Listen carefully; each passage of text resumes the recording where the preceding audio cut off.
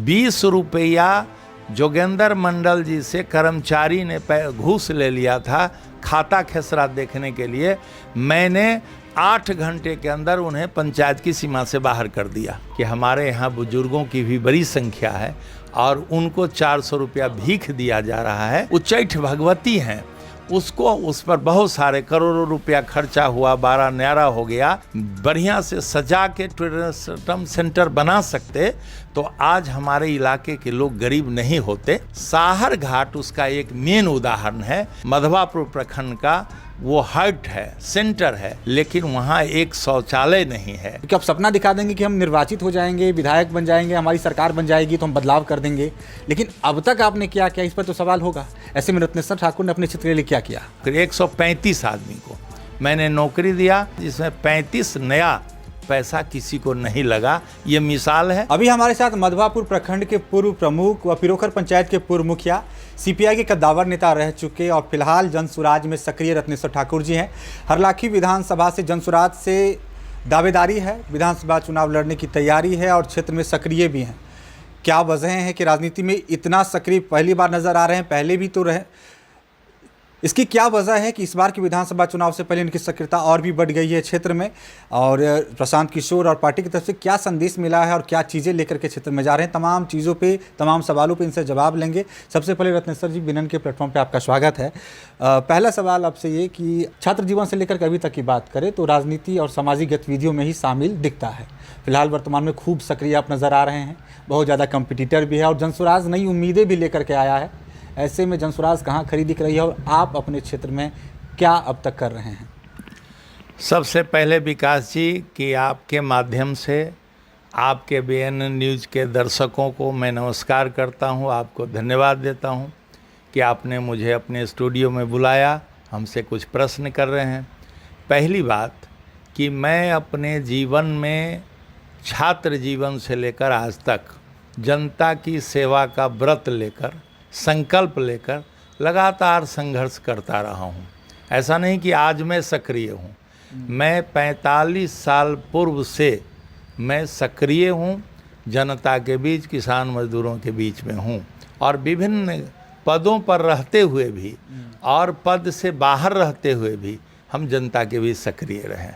अभी आप जनता की भी जा रहे होंगे, तो जैसा कि जनसुराज इस चीज़ को कन्विंस करने में लगी हुई है पब्लिक को कि हम बदलाव लाएंगे, बदलाव की मद्देनज़र जैसे रोज़गार की व्यवस्था करेंगे, बिहार में शराबबंदी को तरीके से चालू किया जाएगा, महिलाओं को संबल बनाया जाएगा, अच्छी शिक्षा होगी, ये इन चीज़ों का सपना दिखा करके बदलाव की बात कर रहे हैं। क्या आप लोग को लग रहा है कि क्या चीज़ें बदलनी चाहिए जो पूर्ववर्ती सरकारें नहीं कर पाई और कैसे पब्लिक को कन्विंस कर पा रहे हैं? पब्लिक का क्या रिस्पॉन्स है? सबसे पहले जनसुराज का मानना है, जनसुराज की समझ है और प्रशांत किशोर जी हमारे नेता हैं, उनकी समझ है कि बिहार में जब तक क्वालिटी एजुकेशन, गुणवत्तापूर्ण शिक्षा, खेत में काम करने वाला, झोपड़ी में रहने वाला, ठेला चलाने वाला, रिक्शा चलाने वाला, टेम्पू चलाने वाले के बेटा को उच्च शिक्षा नहीं दी जाएगी, विश्व स्तरीय शिक्षा नहीं दी जाएगी, तब तक बिहार की हालत नहीं सुधरेगी। पहला। दूसरा कि यहाँ पलायन बहुत बड़ी समस्या है। इस बिहार में आपको यह जानकर आश्चर्य होगा कि सूरत शहर में केवल बिहार के 5 लाख मजदूर काम करते हैं, सूरत शहर में। इसीलिए पलायन को रोककर यहाँ के उद्योगों को खोलकर, यहाँ के खेती को लाभकारी बनाकर, यहाँ सारे लोगों को रोज़गार, कुटीर और लघु उद्योग के माध्यम से बिहार के अंदर हम रोज़गार पैदा करें। तीसरा कि यहाँ बाढ़ रोधी की बड़ी समस्या है और जब तक इसको हम निजात इससे नहीं पाएंगे तब तक हम खेती को लाभकारी नहीं बना सकते हैं।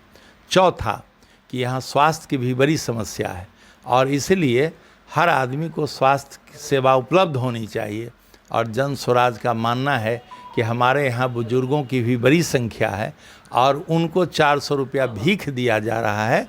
तो जनसुराज का संकल्प है कि हम उन्हें 2000 रुपया पेंशन लागू करेंगे ताकि उनका जीवन आसान बन सके।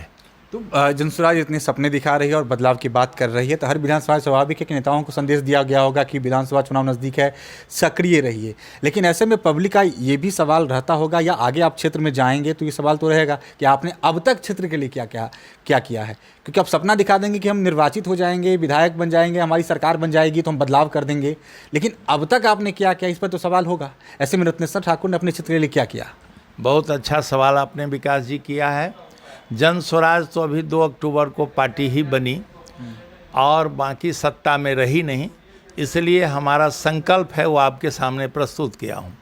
जहाँ तक मेरा सवाल है तो मैं मुखिया भी रहा हूँ पिरोखर पंचायत का, मैं प्रमुख भी रहा हूँ मधवापुर प्रखंड का, मैं जिला प्रमुख संघ का अध्यक्ष भी रहा हूँ, कम्युनिस्ट पार्टी के राज्य स्तर के लीडर भी रहे हैं, किसान आंदोलन में भी मैं रहा हूँ, सामाजिक और आर्थिक आंदोलन के लिए भी मैंने बहुत सारे संघर्ष किए हैं। और अपने जिस प्रतिनिधि के रूप में हम जहाँ चुने गए थे वहाँ भी मैंने अपने कार्यकाल में कुछ बेमिसाल प्रस्तुत किया हूँ। जैसे कि मैं मुखिया और प्रमुख रिजिम में 145 आदमी को नौकरी, 135 आदमी को मैंने नौकरी दिया। मतलब मुखिया रहते हुए? मुखिया और प्रमुख रहते हुए। किस चीज़ में नौकरी दी? मैंने आंगनबाड़ी में दिया, शिक्षक में मिडिल और प्राइमरी स्कूल में बहाल किया, सहायिका में बहाल किया, मैंने विद्यालय चलो इसके लिए बहाल किया। इनमें 135 आदमी को नौकरी दिया। आशा वर्कर में बहाली किया जिसमें 135 आदमी को नौकरी दिया, जिसमें 35 नया पैसा किसी को नहीं लगा। ये मिसाल है, आप लोग मीडिया से जुड़े हैं, आप जाकर इसका पता लगा सकते हैं। आप जब ये बोल रहे हैं, आप जो नौकरी का दावा कर रहे थे कि हमने इतना दिया, शिक्षक बहाली की बात करें या आशा वर्कर की बात करें या विभिन्न तरह की बहालियों की बात कर रहे हैं, तो इस तरह का सवाल और जहन में आता ही है। जो भी वीडियो देखेंगे वो रहता है कि अगर मुखिया जी ने करके दिया है तो कुछ ना कुछ लिए होंगे, किए होंगे, मैनेज किए होंगे, सेटिंग हुआ होगा। लेकिन आपने खुद से कहा है कि मैं दावा करता हूं कि इसमें 1 रुपया भी नहीं लिया गया। इस दावे पर आप अडिग हैं? मैं सभी मीडिया मित्रों से आग्रह करना चाहता हूं कि आप मेरे कार्यक्षेत्र में जाकर इसका पता लगाएं और मैं आप एक भी रुपया लेने की बात, यहाँ नौकरी ही नहीं, इंदिरा आवास में 5 रुपया कोई पंचायत सेवक भी नहीं ले सका। 20 रुपया जोगेंद्र मंडल जी से कर्मचारी ने घूस ले लिया था खाता खेसरा देखने के लिए। मैंने 8 घंटे के अंदर उन्हें पंचायत की सीमा से बाहर कर दिया और कहा कि आपको इस पंचायत में ज़रूरत नहीं है, उसे मैं बदलवा दिया। कहा कि अभी हमारी पंचायत की सीमा को छोड़कर भाग जाओ। ये मैंने उदाहरण प्रस्तुत किया। जीवन में मैंने कोई ठेकेदारी घटवारी नहीं किया। और एक भी मैं चाहता हूँ कि आप मीडिया वाले इसको खोज कर निकालें कि कोई भी आदमी, मैं केवल कार्य क्षेत्र नहीं, आज के 45 साल के राजनीतिक जीवन में मैं अपील करना चाहता हूं कि आज तक मैंने किसी से पेट्रोल का दाम नहीं लिया, किसी का नाश्ता का दाम नहीं लिया। जो भी जिनकी मदद करने गए अपनी गाड़ी अपने खर्चे से, मेरे साथ जो पैरवी वाले लोग भी आए उन्हें भी भूजा मैंने अपना ही भूजा खिलाया या भूखे रहे। लेकिन आपने पेट्रोल का पैसा नहीं लिया, नाश्ते का पैसा नहीं लिया, लेकिन नेता बनने की दौर में आप भी हैं, तो आपको वो चीज़ जो हैंडल करना पड़ता वो कैसे मैनेज करते होंगे? नहीं, जनता का स्नेह प्यार है मुझे और मैंने उनके साथ ईमानदारी दिखाया तो वो उनका स्नेह मुझे मिल रहा है, सम्मान मुझे मिल रहा है। आज की तारीख में मैं जब प्रमुख हुआ तो हमसे कोई समिति 1 पैसा का डिमांड नहीं किया। मैं मुखिया बना तो 1 वार्ड सदस्य हमसे कोई पैसा का डिमांड नहीं किया था और मैंने अच्छा काम किया, लोगों की सेवा किया हूँ। तो आज मेरा बेटा भी डॉक्टर है, मेरी पुतोहू भी डॉक्टर है, मेरी बेटी भी डॉक्टर है, मेरे दामाद भी डॉक्टर हैं। हमारे परिवार में से कोई अनएम्प्लॉयड नहीं है। हमारी पत्नी भी रिटायर्ड शिक्षिका है, हमारी माता भी रिटायर्ड शिक्षिका है, हमारे पिताजी भी अभी लाइव हैं, वो भी पुलिस विभाग में अफसर थे, रिटायर करके अभी अब वो काफ़ी ओल्ड हो चुके हैं। इसीलिए और मैं भी शिक्षक हुआ जब मेरे लिए आगे का रास्ता सब रिजर्व हो गया था, हम चुनाव नहीं लड़ सकते थे चूँकि आगे सब सीट भरा हुआ था। तो ऐसी परिस्थिति में मैं 34,500 में 500 वाली शिक्षक की बहाली सुप्रीम कोर्ट के आदेश से हुआ। तो हम 78-80 में गवर्नमेंट स्कूल से ट्रेनिंग करके बैठे हुए थे, नौकरी में नहीं गए, सार्वजनिक जीवन में आ गए। तो मैं प्रधान शिक्षक के पद से भी रिटायर किया हूँ। तो ऐसी ये है, राजनीतिक रूप में हम केवल मुखिया होने से ही पहले नहीं, मैं 1980 में कम्युनिस्ट पार्टी में दाखिला लिया था और 1981 में 44 साल पहले एक महादलित बस्ती है कायस्टोल पिरोखर में, उस राम बस्ती में आने जाने का रास्ता सड़क से कनेक्शन नहीं था, तो मैं जन सहयोग से वहाँ सड़क बनाया था और एक गांधी स्कूल खोलवाया था वहाँ, और उसमें पढ़े लिखे नौजवान को बिना कोई शुल्क दिए हुए बच्चों को वहाँ पढ़ाने की व्यवस्था मैंने की थी। एक झोपड़ी बनवाया था जन सहयोग से। तो इस तरह से मैं वही नहीं, अन्य भी जगहों में जन सहयोग से ग्रामीण सड़क मैं बनवा चुका हूँ, जहाँ कोई सड़क नहीं था, कोई नाला नहीं था। इस तरह के काम मैं विभिन्न आंदोलनों में, बड़ी रेल लाइन के सवाल को लेकर, वो बाढ़ रौदी के सवाल को लेकर, वृद्धा पेंशन के सवाल को लेकर, बाढ़ आ गई उसमें मुआवजे के सवाल को लेकर आंदोलित रहे हैं। इसलिए हम हर गांव में हर वर्ग के लोग मुझे जानते हैं और स्नेह भी देते हैं, और इतना कम से कम जो हमसे सहमत भी नहीं है हमारे राजनीति से, वो भी नहीं कह सकते हैं कि रत्नेश्वर जी किसी स्तर पर बेईमान हैं। आपने बताया कि अपने डेवलपमेंट मॉडल जो पंचायत में आपने लागू की, आपने स्कूल बनवाया, सड़कें बनवाई, तो ये आपके लिए एक मॉडल होगा। लेकिन आप अब राजनीति विधानसभा की कर रहे हैं, हरलाखी की बात कर रहे हैं, और आप खुद को बता रहे हैं कि हम 45 सालों से सामाजिक और राजनीतिक जीवन में सक्रिय हैं। तो अगर हम महज 15 से 20 साल पीछे जाएँ तो सुधांशु शेखर विधायक, उनके कार्यकाल में, या शालिग्राम यादव या राम नरेश पांडे जी के कार्यकाल, या रामाशीष यादव जी का कार्यकाल, इन कार्यकाल में पिछले 15-20 वर्षों में हरलाखी में क्या चीज़ें नहीं हुई जो अगर संभव होता तो रत्नेश्वर ठाकुर करना चाहते और करेंगे? विकास जी, आपने बहुत अच्छा सवाल किया है। हरलाखी क्षेत्र का विकास नहीं हो पाया। विधायक जरूर मिला लेकिन विकास नहीं हो पाया। वहाँ संभावना है। मैं आपको बताऊं तो आपको आश्चर्य होगा, एक भी हरलाखी क्षेत्र में कंस्टिट्यूएंट कॉलेज नहीं है, पहली बात। दूसरी बात कि वहाँ कोई कायदे का अस्पताल नहीं है कि जहाँ लोग बीमार पड़ें तो वहाँ इलाज कराया जा सके। तीसरी बात कि वहाँ के लोग जो गरीब हैं, बाढ़ हरौदी के कारण वहाँ पश्चिमी कोसी नहर साहर घाट तक पहुँची है। इसी ज़िले में लौकहा लौखी में उसी पश्चिम कोसी नहर से 3 बार लोग धान काटते हैं साल में, लेकिन हमारे यहाँ धान नहीं होता है, रौदी चला जाता है या बाढ़ में डूब जाता है। ये प्रयास नहर को समुचित रूप से चालू कर दिया जाता, कमला नहर को अगर उड़ाहीकरण कर दिया जाता तो हर खेत को हम पानी पहुंचा सकते थे और हमारे यहाँ के हरलाखी के भी किसान 3 बार धान काट सकते थे।